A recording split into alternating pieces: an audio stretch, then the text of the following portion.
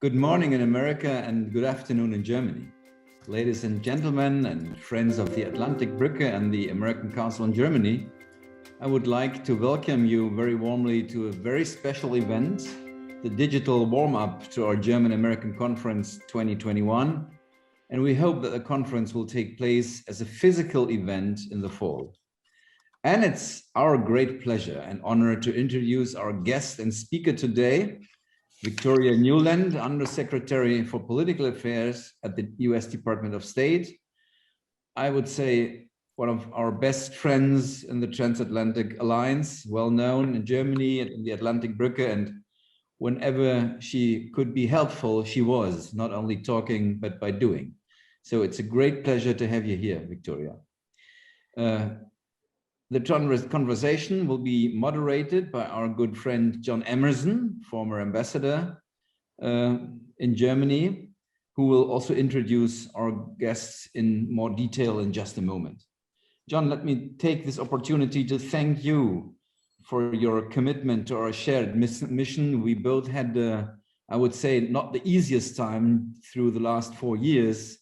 Because of your help and your support, we went through, and the trusted partnership and cooperation of our institutions, I would say, is strengthened during our cooperation. Formats like the American-German Conference, which we have seen co-hosting since the 1950s, are more important than ever in these challenging times.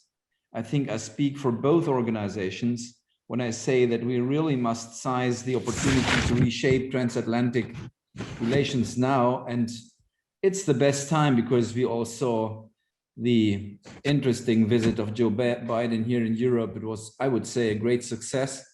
For some of the Europeans, it was also a great surprise that the American presidents could be friendly to us. We thought, or we always had in mind how it was during the last 4 years. So waiting is not an option. The major challenges of the future can only be overcome if the Western value partners stand shoulder to shoulder. The less we stand together, the more authoritarian and anti-democratic forces will benefit. The transatlantic partners will not always agree on all political areas in the future. And this is not such a huge problem as long as we do not lose sight of our major common goals. We must concentrate our strength and work together on the climate agenda, on human rights, on establishing clear rules for a fair global trade, on promoting innovation, on creating common standards in digital tech, and in containing anti-democratic forces. This means that we should not be too much bound with other partners. I think we should do whatever we can do to get more resilient, and therefore the US, European, and German cooperation is key. The fact that this message also emanated from the various summits of recent weeks can and should encourage us. So thank you very much. John, the floor is yours. Well, thank you so much, Sigmar. And it's just been a joy working with you over the last couple of years. We always get together when I come to Berlin and Germany, and we've hosted you in Los Angeles. And I love the iconic bridge you have behind you in your picture there. It's just very symbolic of the strong and abiding relationship that we have.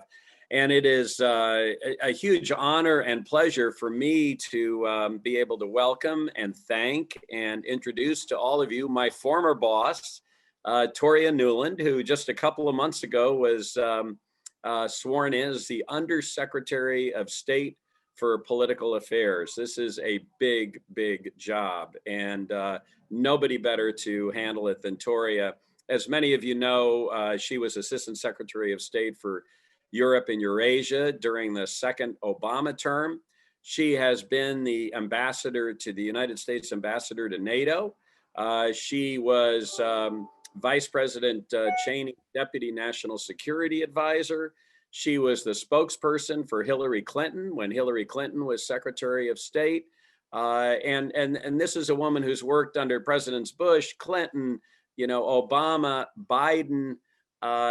Everybody knows that she's one of the absolute best, and we're really fortunate as members of the transatlantic relationship and just members of the global community that Toria has decided to come back into government and play this role. So thank you very, very much. What I'm going to do is throw the ball to Secretary Nuland, and she'll give us a little bit of a summary of sort of the trip that was just completed. She was an important part of a number of the meetings on that trip, and then we'll get into the Q&A and ultimately get to some of your questions. So Ambassador Nuland, I don't know what to call you, Secretary, Ambassador, whatever, but anyway, the floor is yours. Thanks so much, Sigmar. Thanks so much to my dear friend, Emmo, one of Germany's greatest friends in the United States, and a dear colleague who we had a lot of fun the last time around. I am delighted to be with you all, the American Council and Atlantik-Brücke. And by coincidence for us at the State Department, as you know, this is Germany week. Secretary Blinken has just completed a great visit to Berlin. He saw the Chancellor. He spent a lot of quality time with Minister Maas. He attended the German-hosted conference on Libya, which was a big success from our point of view. But perhaps most importantly, he and Minister Maas sat together in a beer garden with young people to talk about how they see the transatlantic relationship and what they want out of our future together, because that's what this really needs to be about, the next generation of the transatlantic relationship.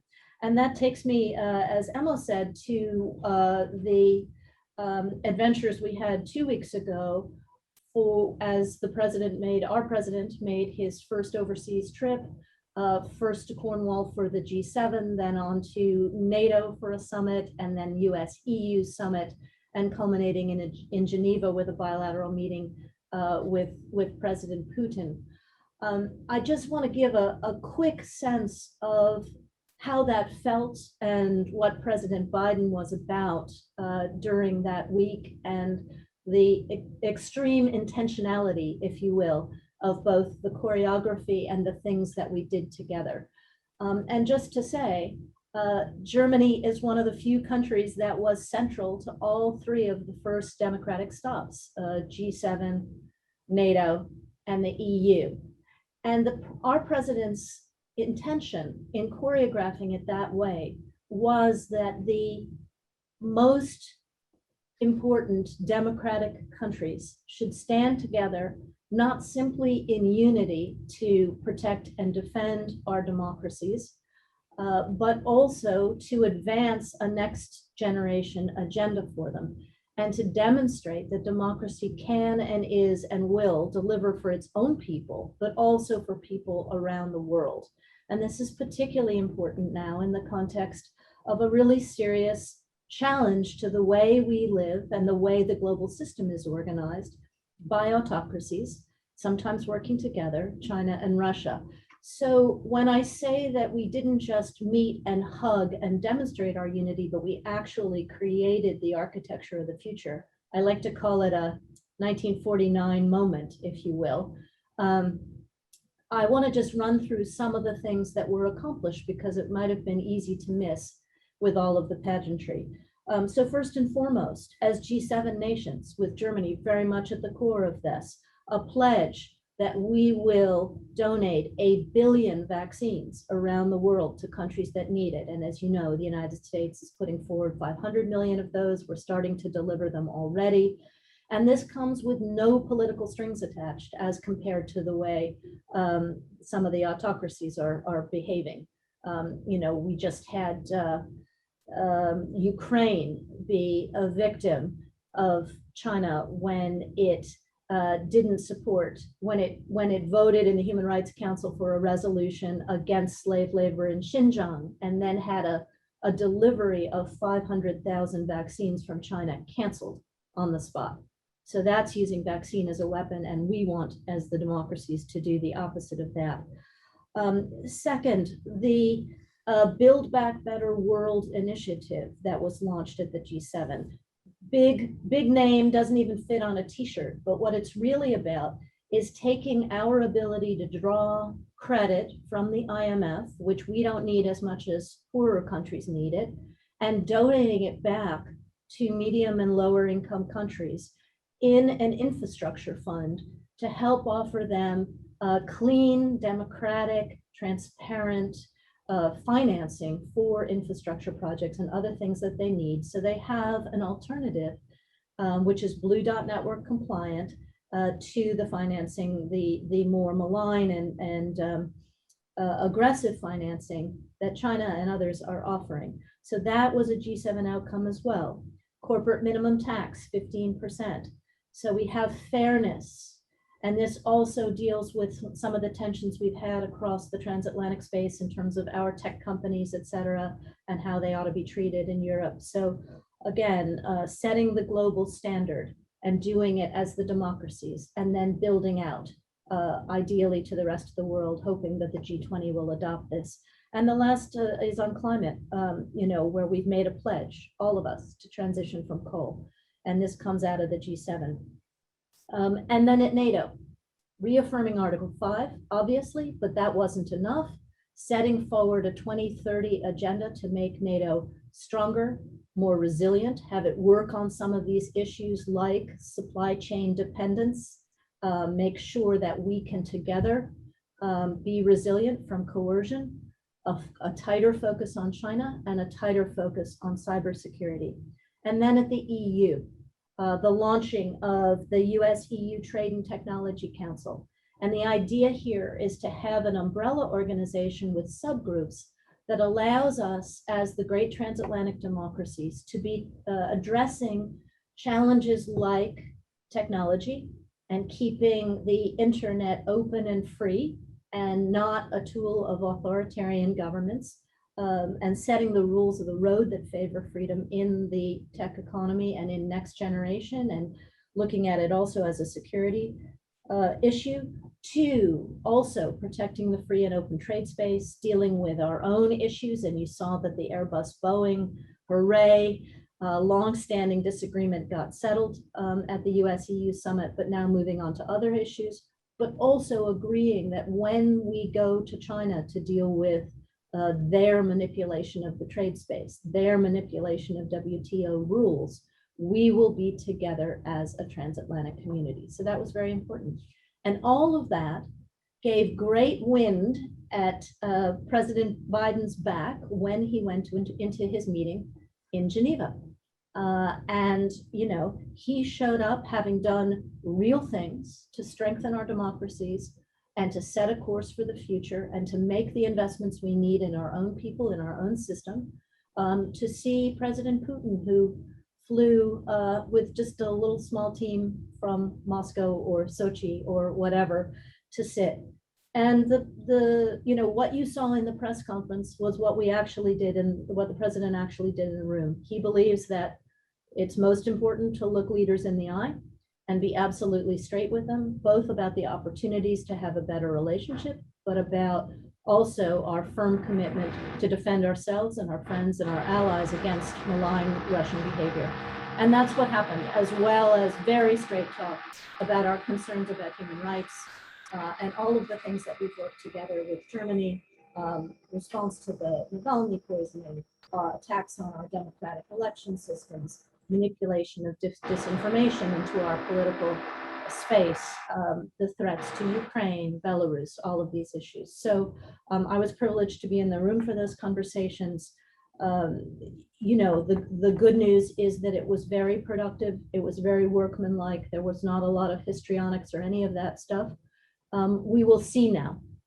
We've given the Russians a number of areas where we can cooperate, including in strategic stability, including in ransomware and getting a handle on these criminals who are ransoming our pipelines, et cetera, including in Syria, where we need to get more humanitarian access.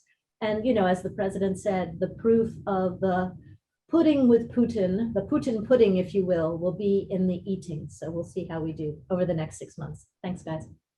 Well, that sounds like a tremendous amount of work accomplished in a couple of weeks. Obviously, there was a lot of work that went into the lead up to that, but thank you very much. And I think you're right. I think in the press headlines and of course, the focus on, you know, who sat next to who and who hugged who and was Boris Johnson's suit rumply, people sort of miss some of the details of what really did come out of this. And I think that the press focus was much more on the optics and much less on this. And so thank you very much for sharing that. I think that's hugely important. I want to come back to China, but let's stick on Russia for a minute.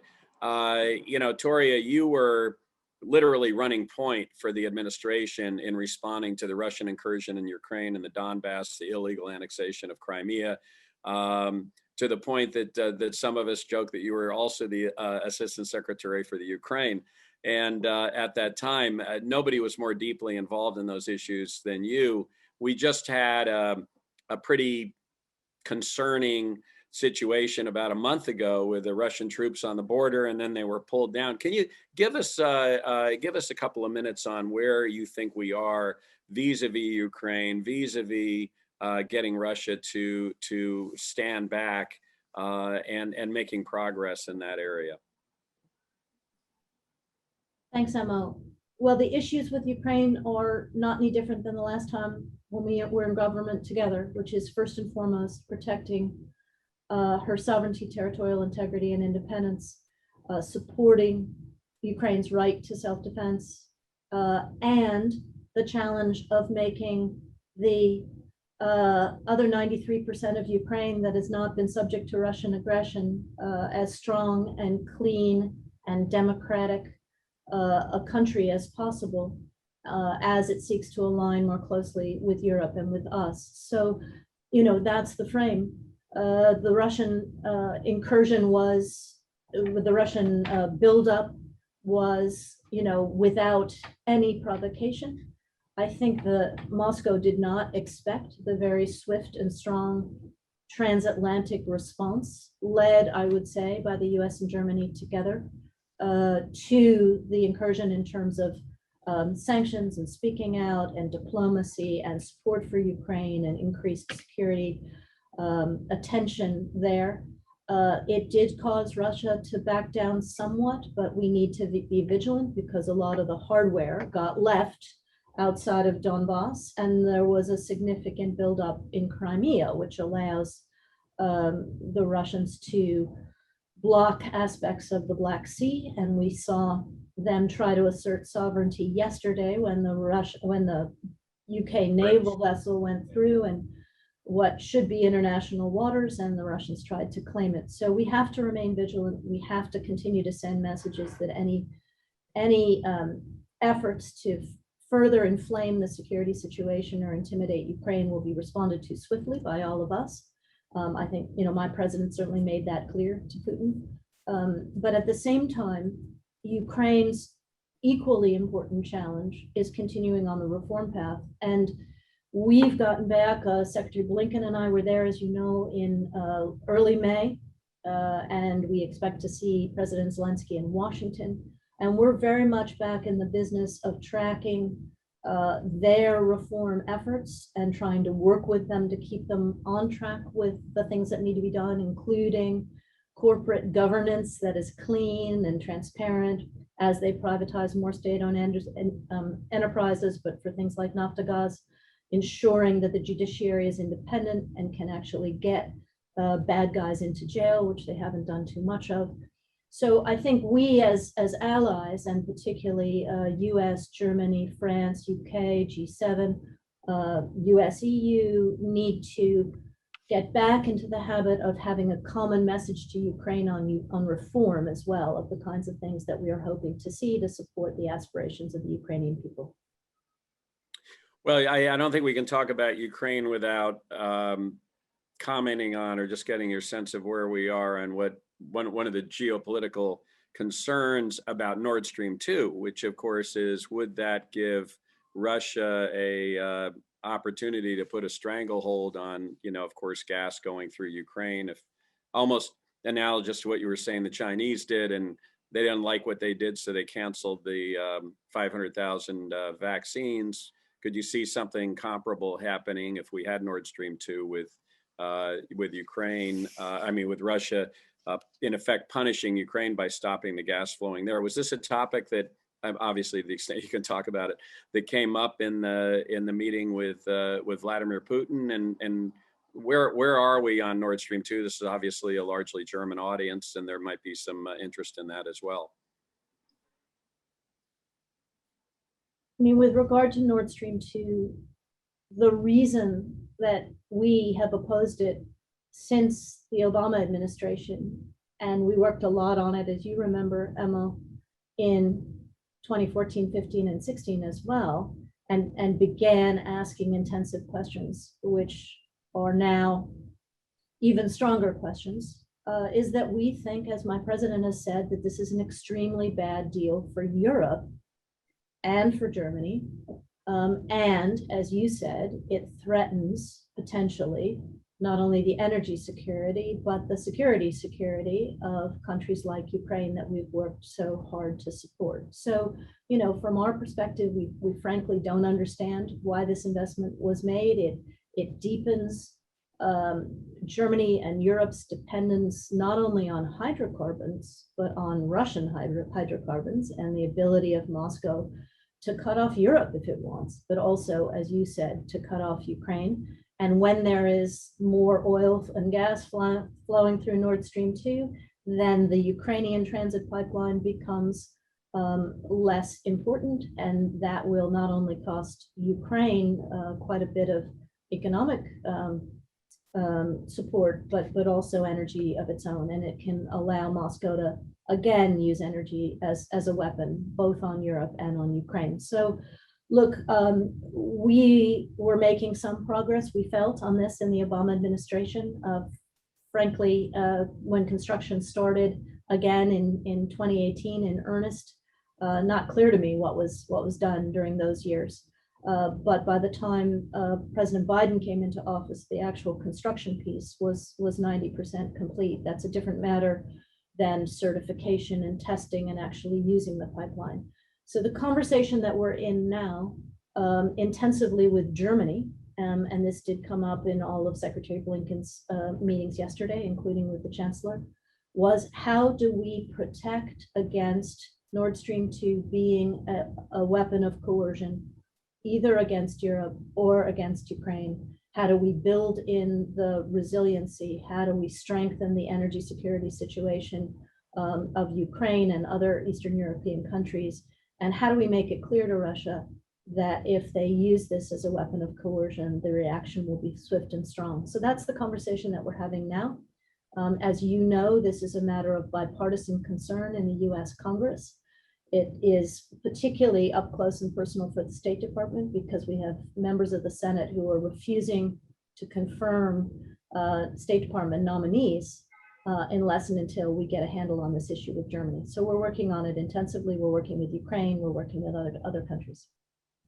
I think the difference between the way we're approaching it and the way we approached it in the Obama years and the way the previous administration approached it is we approach it as an issue we need to discuss within the context of a larger, deeper, more robust relationship. Whereas I think during the previous 4 years, it felt like this was the only thing. This and NATO funding were the only thing that mattered in the transatlantic relationship. So that's my commentary, not yours, but it's certainly, I think it has a different feel to it.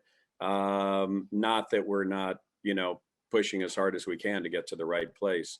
Let's pivot back to the topic you mentioned earlier, and Sigmar, did you want to jump in here for a sec? But not for Nord Stream. We have slightly different opinions. Maybe we can discuss it.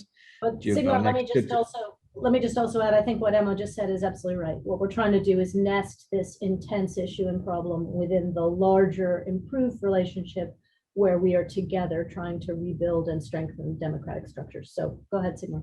I would like to, I hope we will discuss it when next time in Washington. I don't want to bother you here during this session, but I have a question to Putin and Russia. I mean, Biden said he wanted to have a predictable and reliable kind of relationship, not partnership, but relationship to Putin.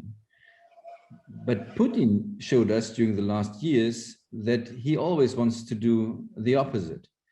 he was a kind of spoiler, and whenever he was unreliable, unpredictable, then of course for him it looked like a victory. So the question is, where do you see the interest of Putin in having a better relationship to the US? I mean, what's his where we can get him? What could be the reason why he should interested in a better cooperation? Because whenever he's a spoiler, everybody wants to meet him, and so his strategy is the opposite, to be unpredictable and unreliable.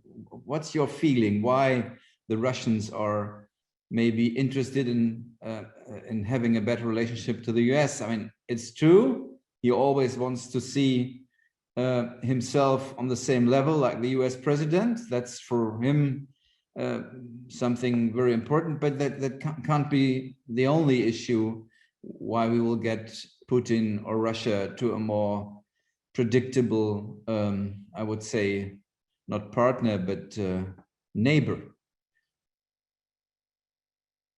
Well, thanks, Sigmar. Listen, I'm always shy about questions where you're essentially asking me to get inside the brain of Vladimir Putin. That's not a place that I particularly want to be. And that's impossible. Yeah.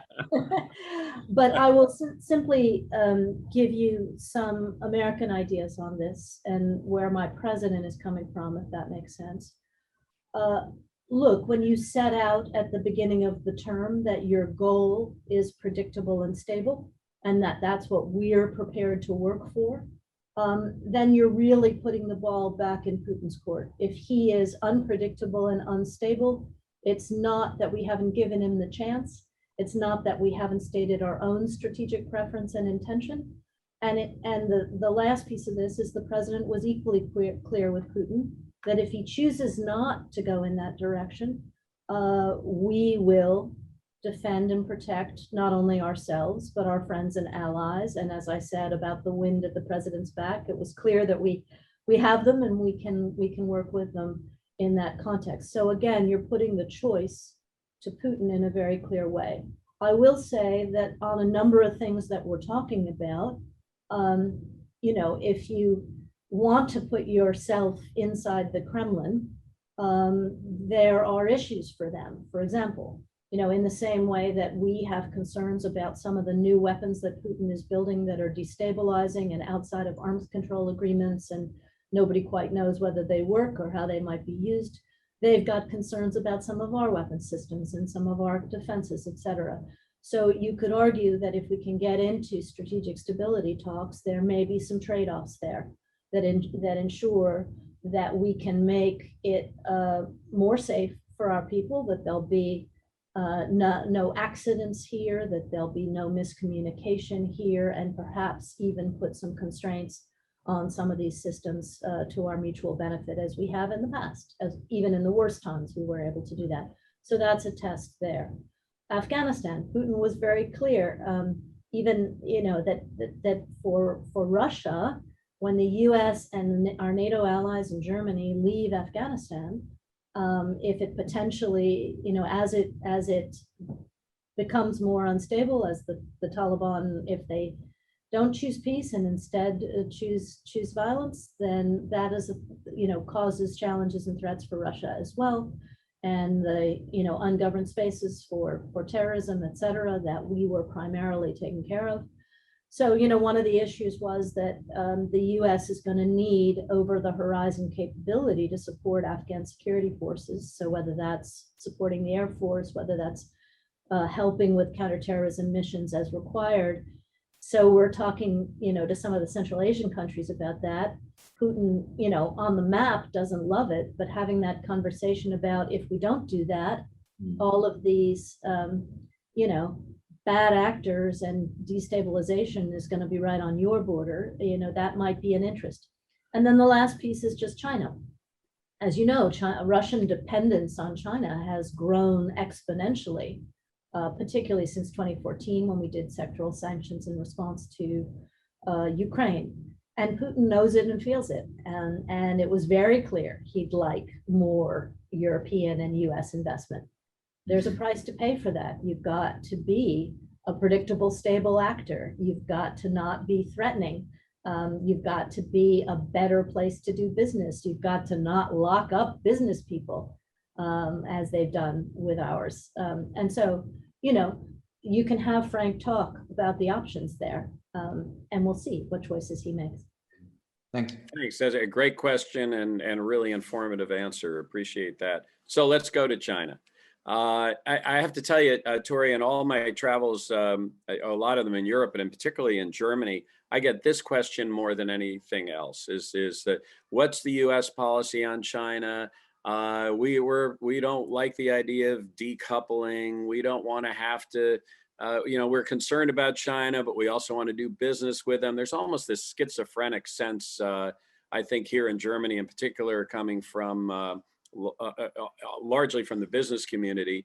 And I was struck by Tony Blinken's first speech as secretary, where he, in talking about China, he said, well, you will compete with them where we'll cooperate with them and coordinate with them where we can. We'll compete with them where we should, and we'll be adversarial with them where we must. And I love one thing I love about this 1 billion, vaccinations in the developing world is it's a way to compete with what China's doing in One Belt, One Road. I mean, we've basically been, at least over the last 4 years, just sort of vacated that playing field, and they've got free running room there, which isn't necessarily good.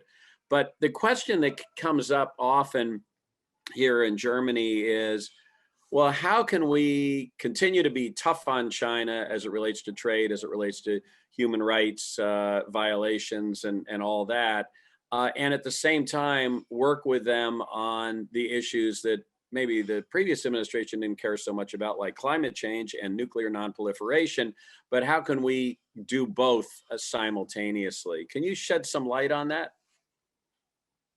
You know, this is called diplomacy. This is called walking and chewing gum. This is what strong nations have done historically. This is what we had to do vis-a-vis the Soviet Union and what we have to do now with Russia. As we talked about before, we had arms control because it was in our shared interests throughout the worst times in US-Soviet history. So look, it's in China's interest, and I think Xi Jinping has even acknowledged this, to get a hold of its emissions and to have a greener, cleaner China. So if we can do that together, that would be great. We have other issues, like they're working well with us in the JCPOA negotiations on Iran, because they don't want a nuclear Iran. Things like that where our interests align. And we're not, more broadly, I think it's a very important message for Germans, for Europeans. The United States is not asking or suggesting that you choose between the US and China. The structure and fundamentals of the relationship are completely different. We too have a massive trade relationship with China. What we're trying to do, and we want to do it together with you, is make it fairer and more transparent, because our companies are being ripped off as they invest in China. They're having to give over their IP. They're being pitted against Chinese state-owned enterprises that are massively subsidized by the state. How can you compete against that? The Chinese don't play by the rules. So we are delighted to keep trading and have Europe keep trading, but we don't want you to be ripped off, and we don't want to be ripped off either. And we are stronger as an economy of 750 million people, US and Europe, than we are each doing this separately, as the Trump administration wanted. And maybe our combined force will compel the Chinese to take notice. But at least when we have to take punitive measures, we ideally will do it together. WTO. We all thought if we let the Chinese into the World Trade Organization, it would be civilizing on the way they do international business. And what happened was they started manipulating the rules of this great free trade institution. So now we need to align to strengthen that. And then there's all the predatory investing. And this is where, we're really quite worried for Europe. And, the Huawei focus of the previous administration was good. It would have been better if we came and said, don't buy Huawei, buy something else. We're now in a better place in terms of alternatives. But you know, when we look at how much of Europe China has been trying to buy up, and particularly strategic assets, you know, they're pretty active all along the littoral, anywhere where there's a seaport, from Puerto Paredes onward.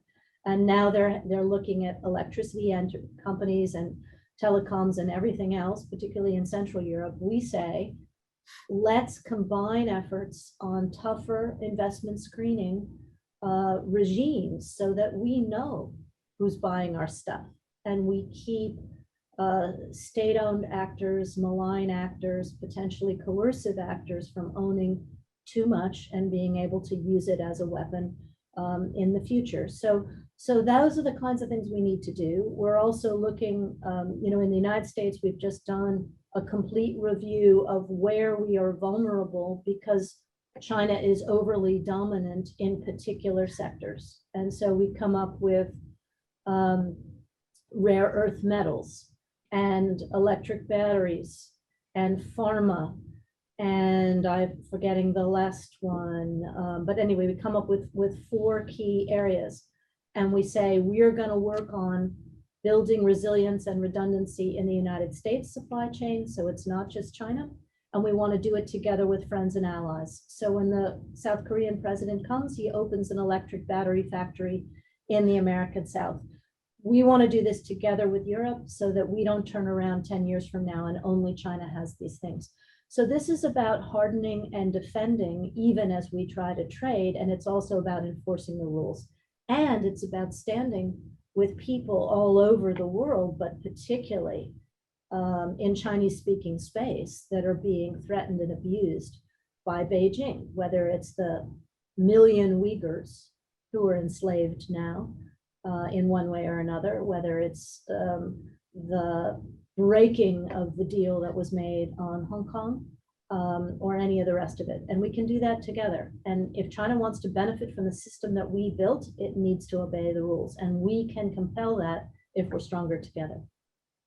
Well, that's a great and comprehensive answer, and just really important for people to understand on the areas where we're cooperating with China. We're not asking them to do us a favor. It's in their interest to cooperate, so it's not at all inconsistent. We are not telling Germany or Europe, don't do any business with China. We're saying be smart about it. And by the way, working with us to make sure they're playing by the rules, you're going to have a lot more clout than if you just go and try to do it on your own, and learn from the lessons that we've learned, that we've seen. And the third point about foreign direct investment, you'll remember that literally it was about our last week in office in 2017, and Sigmar, you'll remember this as well.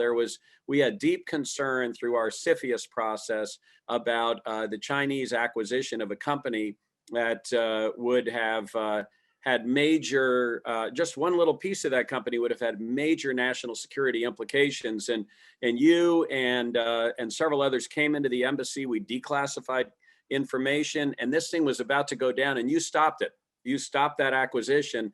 And one of the things I was saying was, you guys have got to have a CFIUS process. You got to do it. And my understanding is that Germany is right on the verge of, or maybe has even just recently adopted a process like that with limits of what foreign entities can own. And that, I think, is very, very smart as well. So it feels like we're moving towards the right place.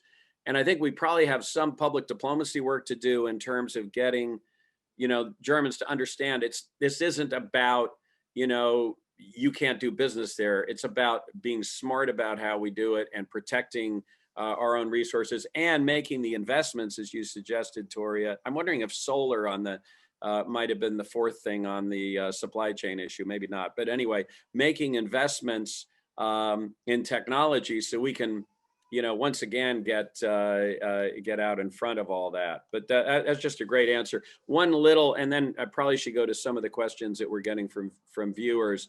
But one little, not little, but one topic that you mentioned that where China's being helpful is in the JCPOA, trying to, in effect, get us back into the Iran nuclear deal and ultimately, I suppose, renegotiate that or move to the next negotiations. Your predecessor in the Obama era was in the middle of those negotiations. She's now, Deputy Secretary of State, Wendy Sherman. Is this a portfolio that you'll be picking up as well? And where do we stand on that? There's I see different things in the press about we're making progress, but now of course you have the election of a hardliner in Iran, and there's concern about him coming in, whether we have a 6-week window before he comes in to get this done. Can you shed some light, obviously to the extent you're able, without violating anything, shed some light on that for us? Great. Just to say, I have my act together here. The 4 areas where we're seeking U.S. resiliency and suggesting that Europe and other allies have the same vis-a-vis supply chains: rare earth metals, batteries, semiconductors, and pharmaceuticals. So those are the 4. Makes sense. Makes sense. We're encouraging. Yeah. With regard to the Iran talks. Sorry, Victoria. Did the Europeans understand that's about resilience and technology leadership? Because sometimes here in the press you can find it as a kind of ideological debate about Cold War 2.0, or how you want to call it, and not about resilience and independent sovereignty that would be necessary. Is your feeling that they understand that's about sovereignty, and that getting European sovereignty in this case, it's only possible by joining hands with the Americans, because we are not able, unfortunately, to be a player in this game. So we need the transatlantic alliance to be more resilient and not to come to the end of the value chain. So I don't know if this was the feeling that the Europeans understood. It's not an ideological driven competition, but it's on substance about more resilience and sovereignty against other authoritarian competitors. Sigmar, I think that we are getting there in terms of the intellectual and government to government understanding that all of us are vulnerable if the vast majority of this stuff is only made in China. What's important in the next stage is to make it clear that as the US seeks to diversify supply, we are open for business in this regard with our allies and partners. This is not a US industrial policy to block out everybody. And therefore we're welcoming co-production of these things with allies. As you say, Europe won't be able to do all of this on its own, but Europeans are very strong in pharma. You're increasingly strong in electric batteries. So I think there are places where pooling our effort will give both sides of the Atlantic more options. And it's also not about going to zero in terms of what we import from China if we need to, and certainly in the interim period. It's about being sure that we don't wake up one day and Beijing has said no rare earth metals for any of you because of Xinjiang, or something like that. So it's about that. But I think we're getting there. What we need now is for all of our allies and partners to also audit their own vulnerabilities, and for us to find these good innovators inside our economies and scale them up together. So that's an important piece of this work. And ideally, the US-EU Trade and Technology Council will be part of stimulating that. So JCPOA. JCPOA. So look, I think we've done a lot of good work here to set the terms of coming back into the deal and understanding that it will be followed by a longer, stronger deal. But the Iranians have to make a choice. And as you know, as has always been the case, this will be a choice that the Supreme Leader makes. We I think collectively can see the shape of the deal now, but those fundamental political decisions have to be made.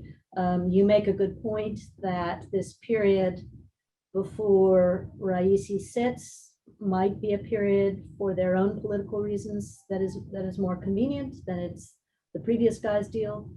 But you know, we're not there yet.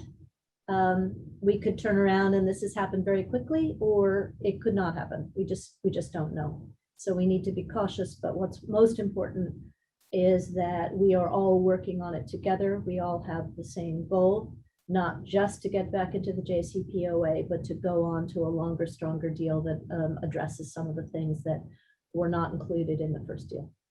Absolutely. So Toria, we got a couple of questions that have come in, and so let me kind of synthesize those. So one is kind of interesting, makes the point that the transatlantic relationship is not just about government to government, it's business to business, it's people to people. And the sooner we can all travel across the Atlantic, particularly those of us who are vaccinated, the more robust that relationship can resume, or robustly, I suppose, the relationship can resume. So any sense on where we are? I was kind of hoping as a transatlanticist that there'd be some announcement coming out of the meeting in the EU that we're all lifting bans for at least vaccinated people. Any sense of timing on that, or is it just a moving target because of these variants? So the secretary spoke to this in Berlin yesterday, I guess, at the press conference, also got a question. You know, it's very painful for all of us who want to see everybody on planes, not just business people, but our students and folks who, you know, get such benefit out of spending their summers to, you know, on one side or the other of the pond. But we got to be smart, and we particularly have to be smart as these new dangerous variants are surging in other parts of the world. You know, the US is a gateway for the rest of the world. Europe is a gateway for the rest of the world. So what we've done, as you know, is set up a US-EU commission, a US-UK commission, a US-Canada commission to look at the science, look at the numbers, and track over a period of time so that when we make this decision, we are confident that it'll take our countries, societies forward and not take us backward, because we've all worked so hard to get where we are right now. So I can't put a timeline on it. I wish I could, but we're working hard at it with a lot of folks.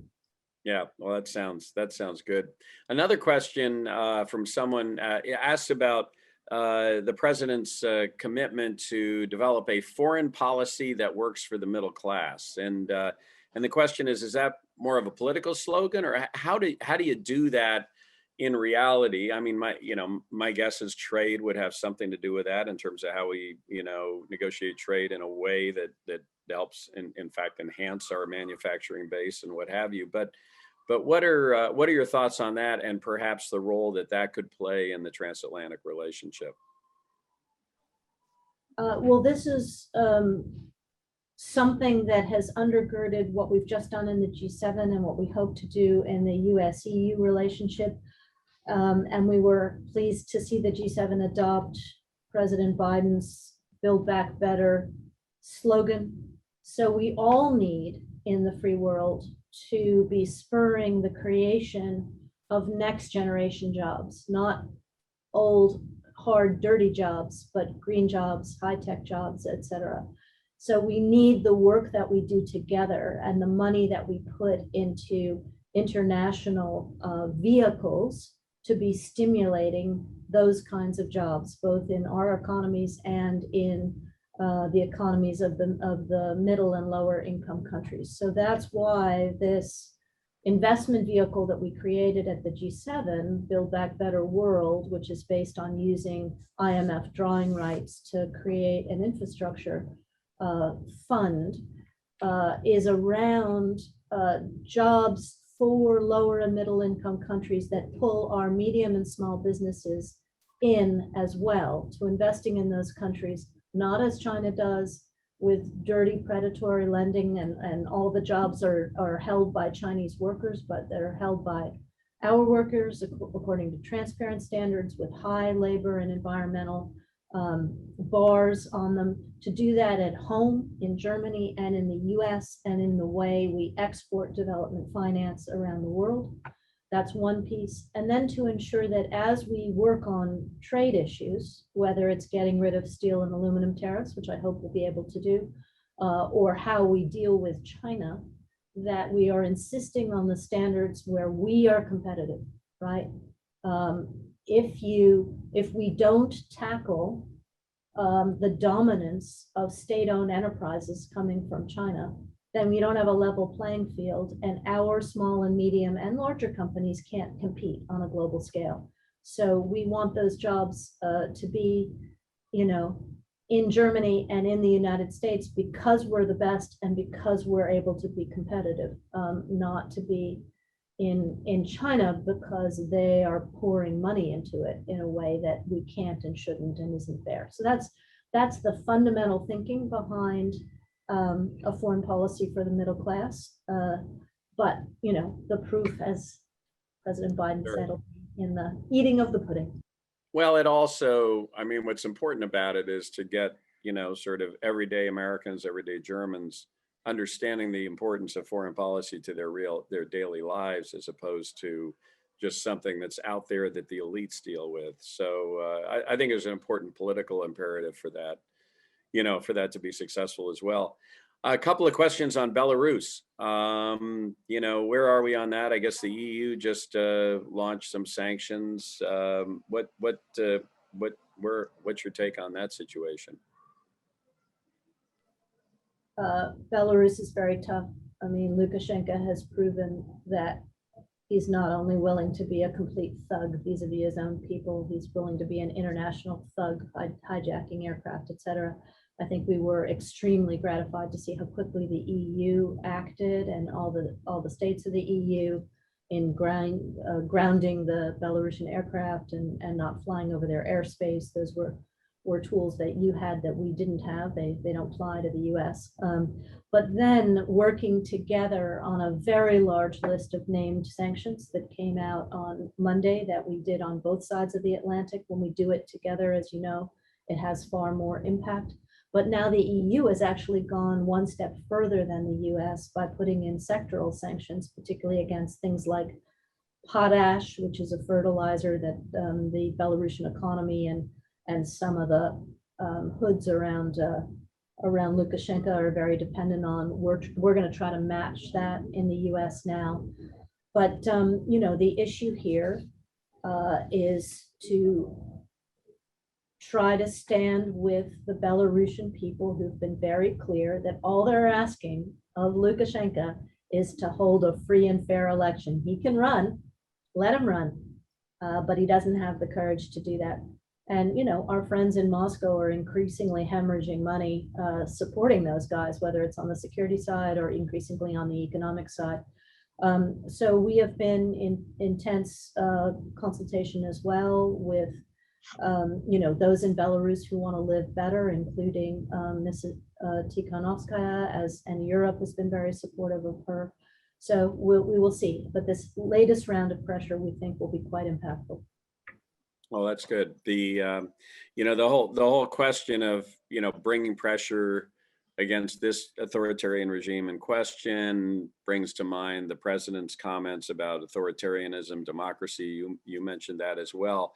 One of our questioners or participants has asked whether we're also thinking of or including, Japan, South Korea, other democracies around the world, not just this just isn't a US European thing. Absolutely, and very, very good and important point.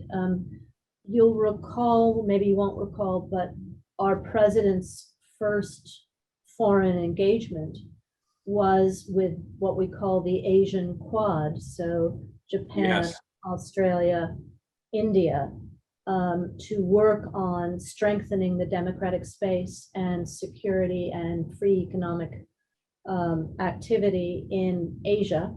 And we are also talking intensively with those countries. And, Japan is a member of the G7. They were in Cornwall. They supported all of these things. So the idea here is that all the things I talked about in the transatlantic area, investment screening and development finance, that is a good alternative to to China and looking at where we're vulnerable in our supply chains, and of course, strengthening freedom of navigation, standing up for human rights.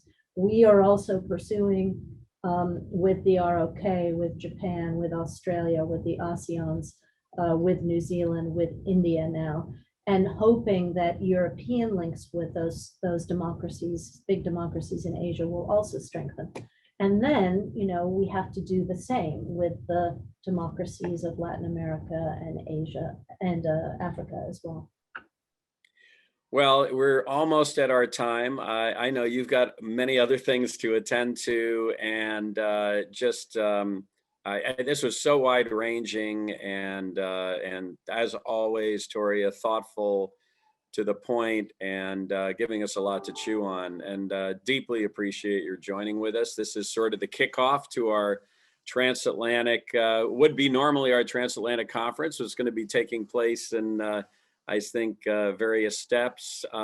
David Deissner of Atlantik-Brücke, Steve Sokol of American Council on Germany. Thank you guys. Sigmar Gabriel, always many, many thanks. And Sigmar and I are going to see each other in Berlin tomorrow night, Toria. So we continue. But thank you so much. I just can't tell you how glad people are as I make my rounds that you're back. The team is back together. Obviously looking forward to Karen Donfried's confirmation as well. And but thank you so much for taking the time to be with us. You have global responsibilities, but you're here today, and that's noted and deeply appreciated. Well, thanks to both of you and to both institutions for all you do to keep the transatlantic relationship strong. And we've got a lot of building to do, right? To protect and defend all we grew up with. So thanks, everybody. It's been great. Thanks a lot. Take care. Bye-bye.